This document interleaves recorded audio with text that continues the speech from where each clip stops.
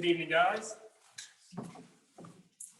So as we discussed the idea tonight of being content versus being complacent, we want to start off by sort of, going through kind of our lives and how we've gotten to the point we're at now, and how me and Caleb have been roommates. They kind of, the different struggles we've had have kind of helped, just sort of shape this and be just a good example for us to look at of just this idea of contentment versus complacency in the real world example.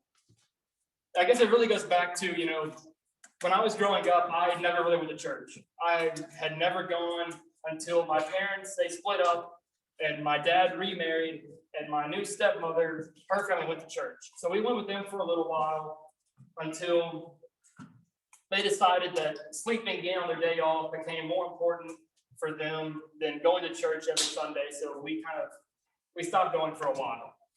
And thankfully, I was able to start back up going again when I was a freshman in high school. And I met some really good people there who I still talk to, still come in contact with. I even talked to some of them about this lesson when we were preparing it. But these people showed me this thing called Murray Christian Camp, which is just a church camp that people from Murray County go to. It's where Columbia's at. So my church and Caleb's church both went there for 2 weeks during the summer. And then that's where I met Caleb. And while we were there, we both kind of became friends, different guys, devos, grade level chapel things, whatever you want to call them. Just through that, we kind of got to know each other, became friends, and we both kind of just grew in our faith, grew in our love for God, but most importantly, we just sort of figured out that we both love to do what we're doing right now, to speak to people, but most importantly, to share God's word with other people. So, like Logan said, the kind of point where we met was at Murray Christian Camp, and that kind of led, this all ties in together to where we are now. Following Murray Christian Camp, we actually both just somehow randomly got chosen to speak at the same youth event, whatever, at Logan's school. And that was kind of ironic, but it really is how we are here now. He spoke and I spoke, and we both talked about how UT was in our futures. And that was just after the fact. I said, hey, if you need a roommate, hit me up. So because I know you and I don't want to be at the right moment. So that's how we got here. But between the Devo and us kind of deciding to get together and to come to school here, something really big happened in my life. Senior year of high school, I was like, I need to find out what I want to do. I had done some research. I was like, architecture, that would be cool.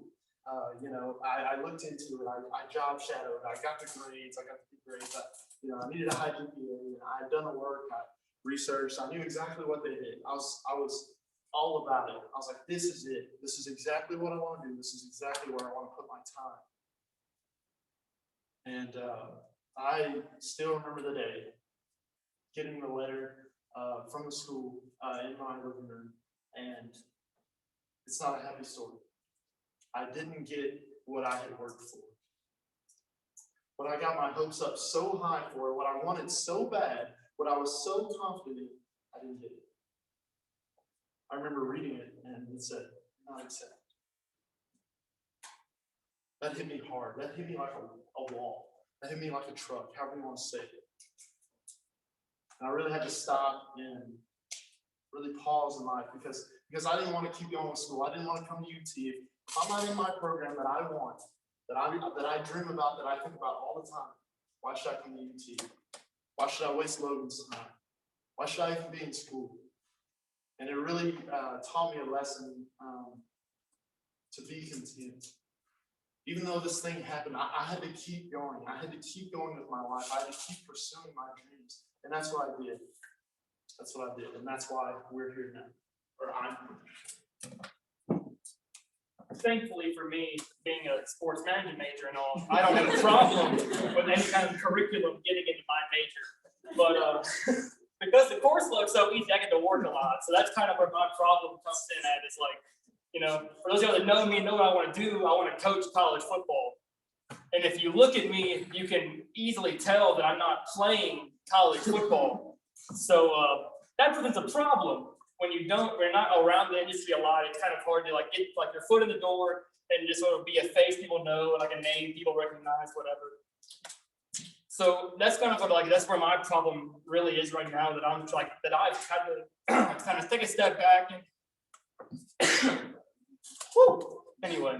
But the thing that I've had to work at a lot has just been, how do I do that? You know, how do I get my foot in the door of coaching college football when I don't really, I'm not playing, I work on grass. So like, how does that, like, but I'm still doing that. I get to do a job with the recruiting office that sports managers help me get into. So I'm kind of like, I'm doing the same thing that Caleb doing. I'm just trying to scratch and claw and get there. And there's different problems that are coming up now. Because like, you know, one job is helping me pay my bills and pay for food and pay for gas and things that I know I have to have.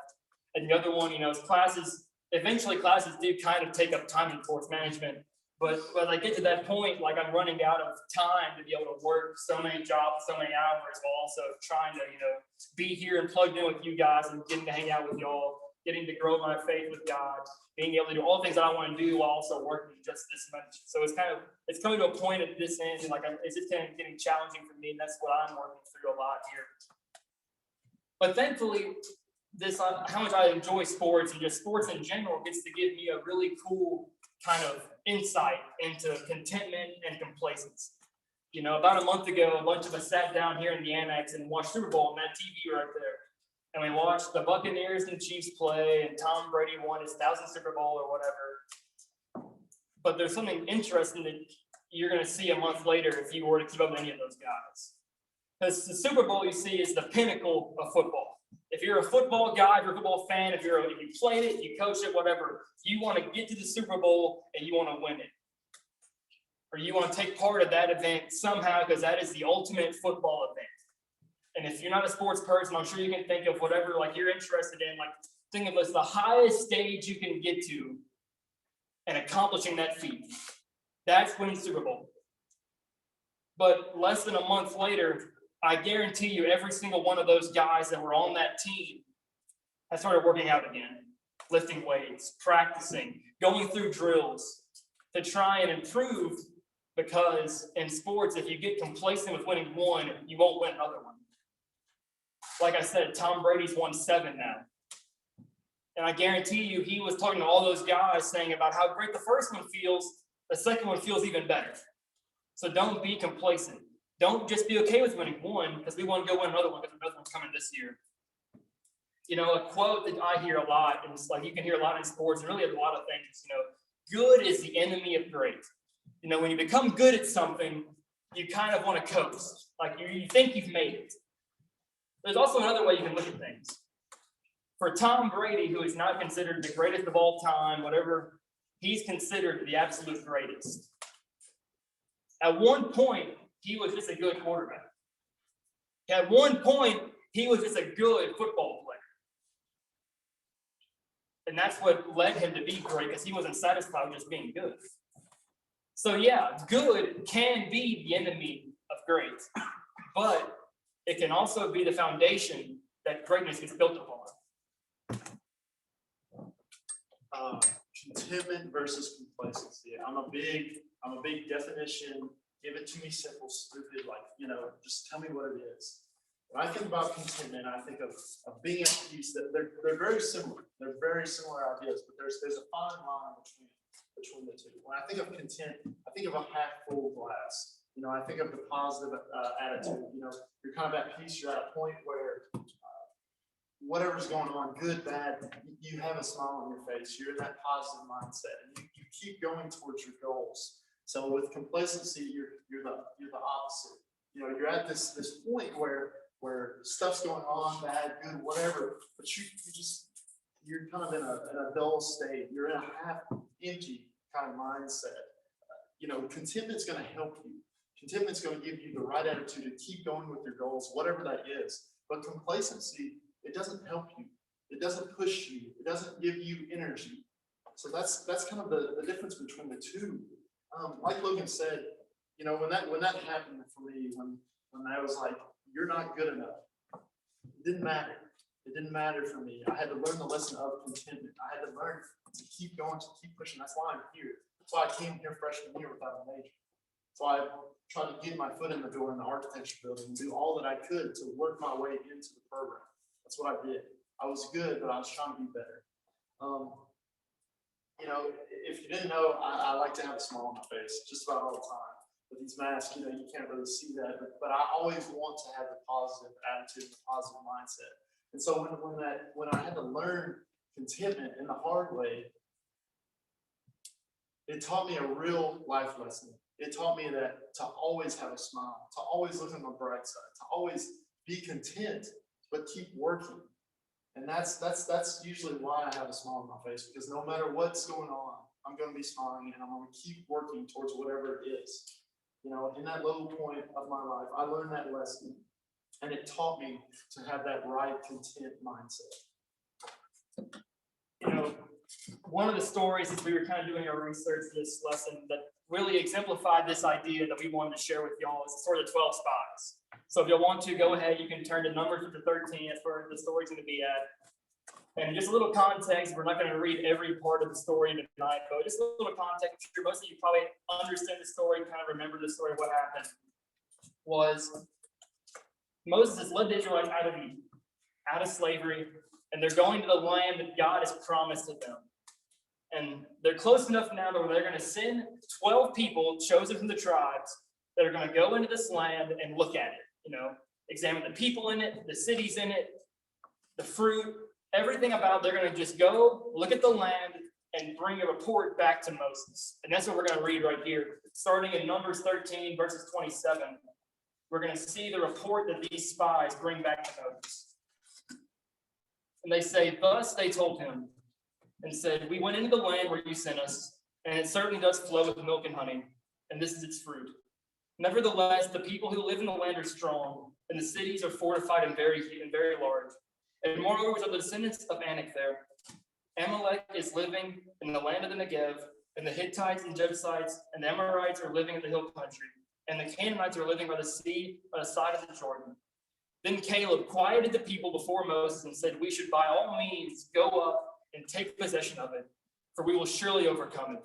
But the men who had gone up with him said, we are not able to go against the people, for they are too strong for us.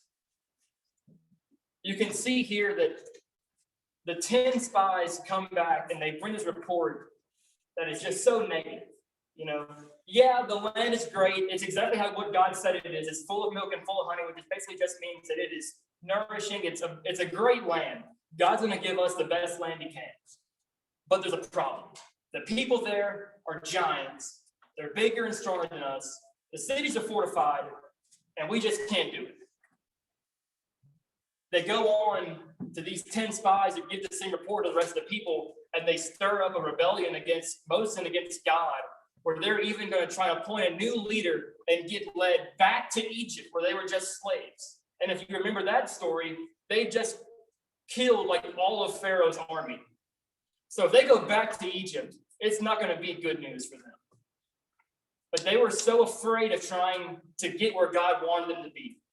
They were so afraid to face the challenges that were ahead of them in their growth with God that they didn't want to do it. They were going to go back to be slaves in Egypt under a Pharaoh that hated them. You see, they became complacent with where they were.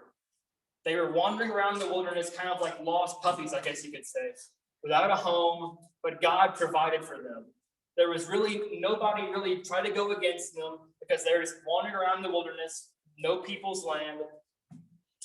But God provided for them, and they were perfectly fine where they were at. They didn't want to run the risk of going into this land and dying, even though God promised it to them.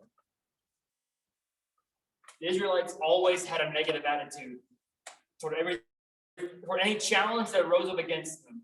Even though the God of the universe is on their side and said, I'm going to look out for you. I'm going to provide for you. I'm going to deliver you this land. That's the best you can have. They still had a negative attitude towards that. If you want to continue reading Numbers 14, starting in verse 6, it says, Joshua the son of Nun and Caleb the son of Jephunneh, of those who had spied out the land, tore their clothes. And they spoke to all the congregation of the sons of Israel, saying, the land which we possess, we passed through to spy out, is an exceedingly good land. If the Lord is pleased with us, then he will bring us into this land and give it to us, a land which flows with milk and honey. Only do not rebel against the Lord, and do not fear the people of the land, for they will be our prey. Their protection has been removed from them, and the Lord is with us. Do not fear them. You can see the peace Caleb has here. And this peace only comes from being content with what God tells you, with what God gives you. Because God blesses you each and every day with everything that you'll need. That's the promise he's made to us. It's the promise he's made to the Israelites. And Caleb has no idea how they're going to take this land. He has no idea. The people are giant. The cities are fortified. And Caleb's not a war general. He doesn't know how they're going to take this land. All he knows is God said it's theirs for the taking. And that's all he needed. That's all he needed to know. You see, contentment provides you this peace. By the same time that you can be content and have this peaceful mindset, it also provides you with motivation. But complacency just gets in the way of you being who you can be and getting you where you want to go. Someone that I relate to, and I think we all can relate to, is Paul, because of how human Paul was. Paul was a sinner-turned disciple for God. This radical transformation from one end of the spectrum to the next. And I think we can relate to that. Paul is honest in all of his writings about just how human he was and how he went through struggles just like we do. If you want to open, there it is. There we go. Philippians 4, 11 and 12.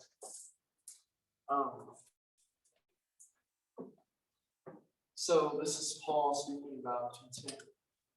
Not that I am speaking of being in need, for I have learned in whatever situation I am in to be content. I know how to be brought low, and I know how to abound in any and every circumstance. I have learned the secret of facing plenty and hunger, abundance and need. So Paul is so honest right here, and I love it. He's identifying with us. He knows how life is.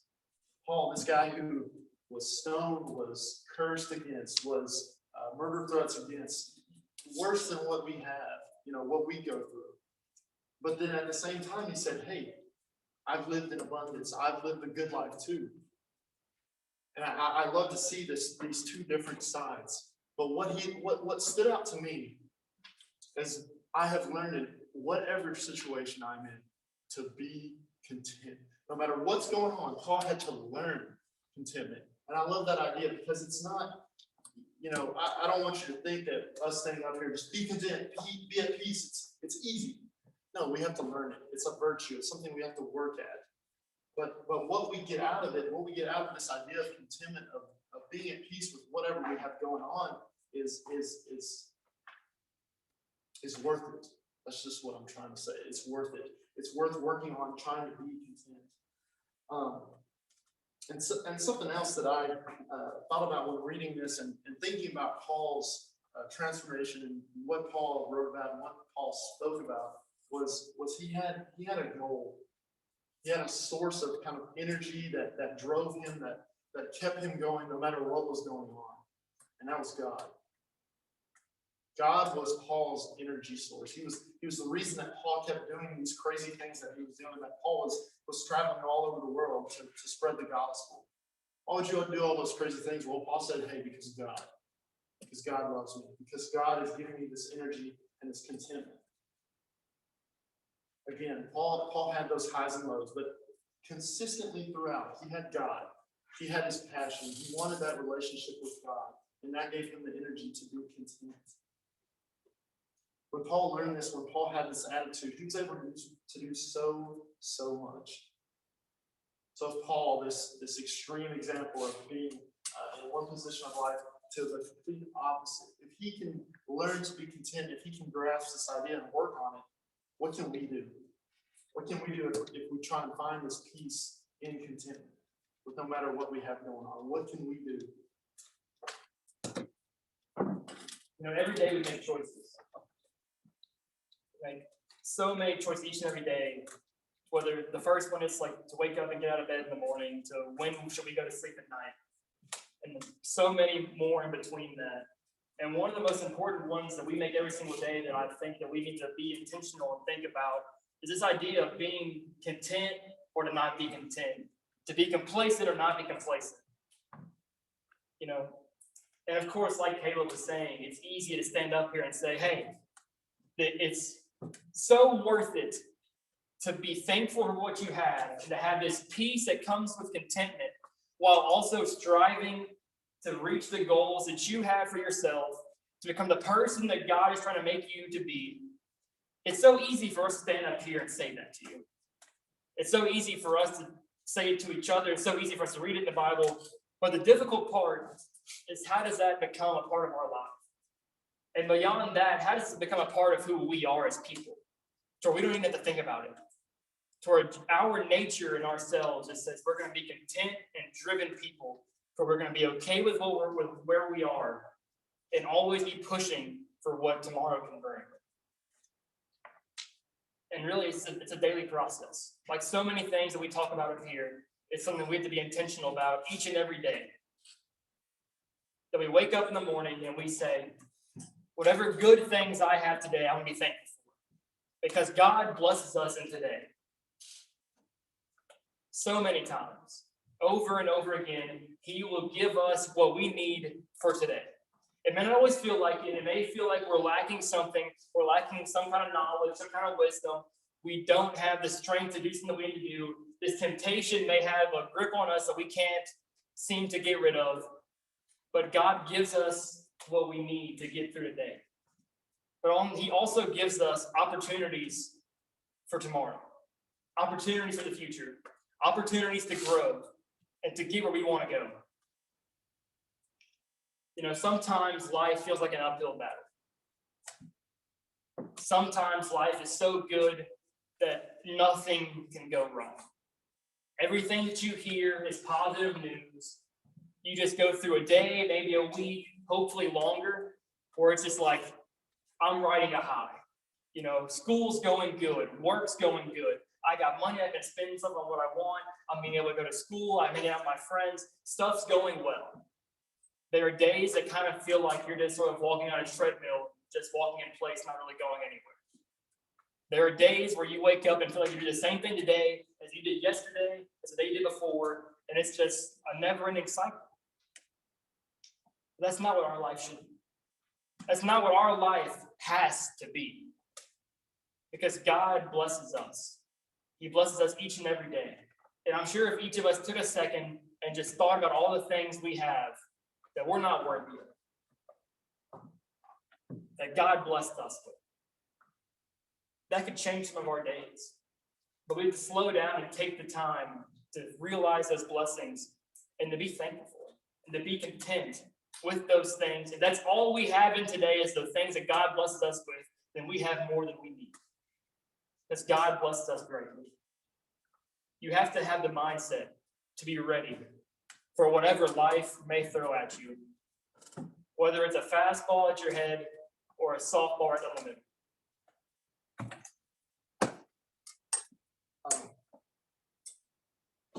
No matter what you have, no matter how blessed you are, there's always going to be a void. You're always going to want something. You're always going to be like, I don't have this, I don't have that, whatever it is. But like Logan just said, we are blessed beyond anything because we have one thing.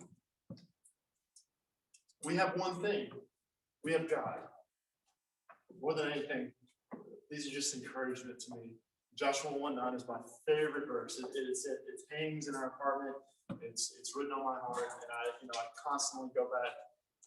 I can pinpoint this verse, and it always just gives me encouragement. It puts a huge smile on my face. Have I not commanded you? Be strong and courageous. Do not be afraid, and do not be dismayed. For the Lord your God is with you wherever you go. Be strong and courageous. Do not be afraid, for the Lord your God is with you wherever you go. I got chill bumps. I don't know if you can see it. I got chill bumps. Literally. We have God. We have the biggest, the baddest, however you want to say it.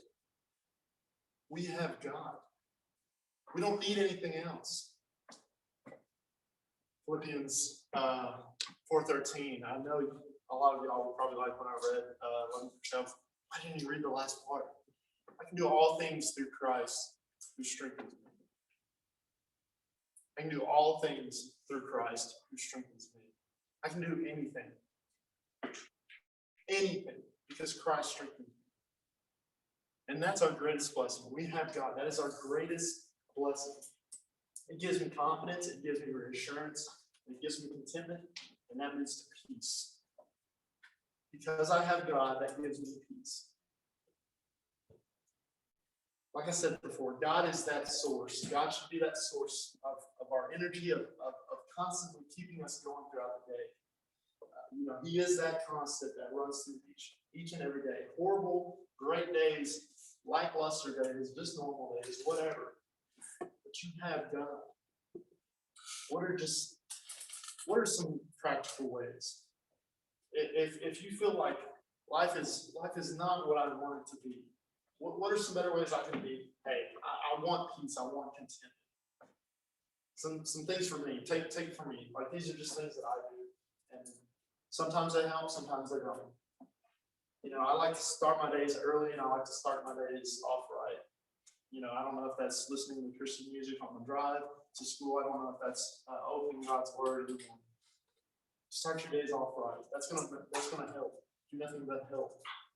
Better schedule your days. I've become very enthralled in my schedule and how I set up time throughout the day. And I need to be productive here, and I have time here, but make a little time for God. Like, make a little time where you can be at peace and you can just take a second to pause. And lastly, like Logan said, like we've been saying throughout this whole thing, think about how blessed you are. Think about how good your life is. We all have great lives. And we all have God. I think that's amazing. And I think that does nothing but help with contentment. When you do those things, you realize how good your life is. When you strive for better, or when you strive for contentment and peace, you realize how good you have it. And that just helps with that mindset. It's up here. Nope.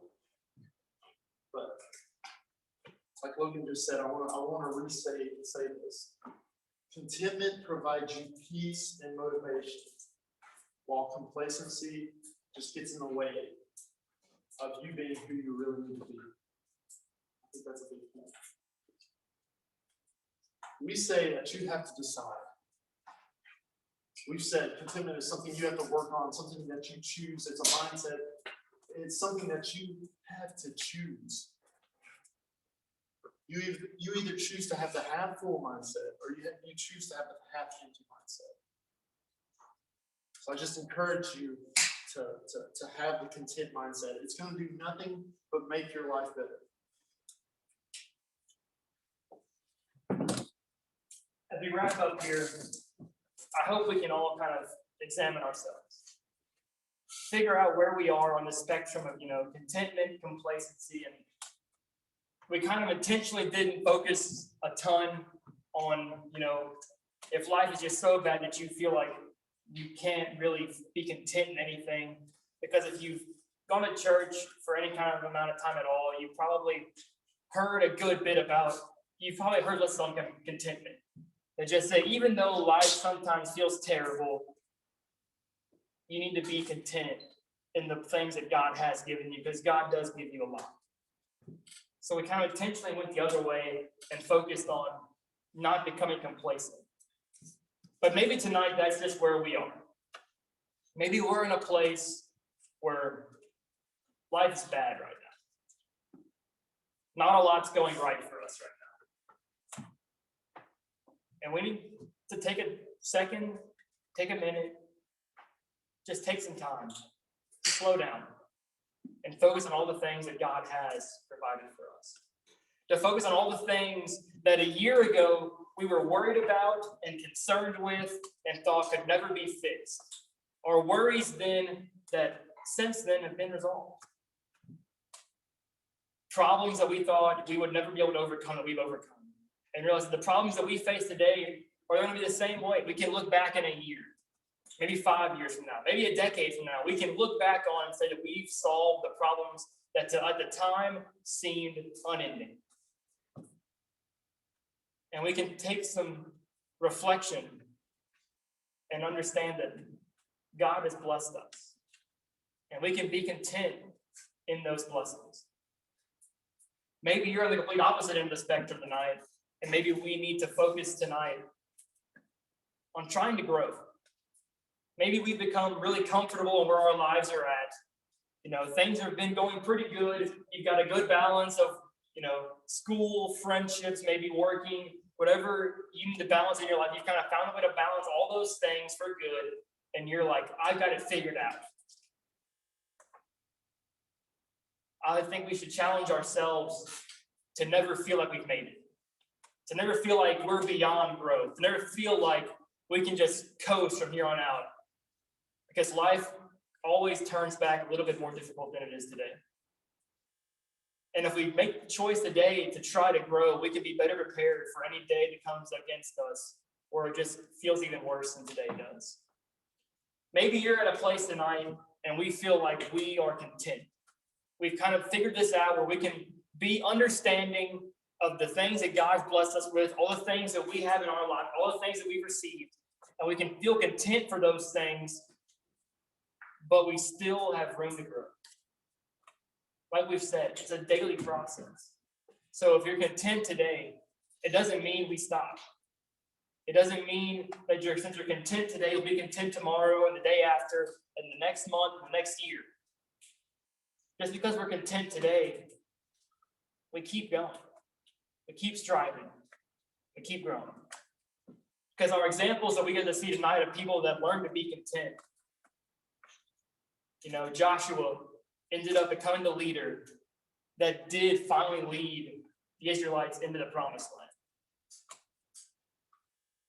He didn't stop at being the spy that was trying to set peace to the nation, that was trying to rebel against its leader and against God. He ended up becoming the leader that got them where they needed to go. Caleb was peaceful and amongst people that were rising up, trying to overthrow Moses, rebelling against God. He said that God's got us, and God still has us, and he always will. Paul went on to say, after learning to be content in everything, in goods and bads and highs and lows, that he can do all things through Christ. That we can continue to do wonderful things, not on our own accord, not because we're this great human being, not because we're anything special, but because God makes us special.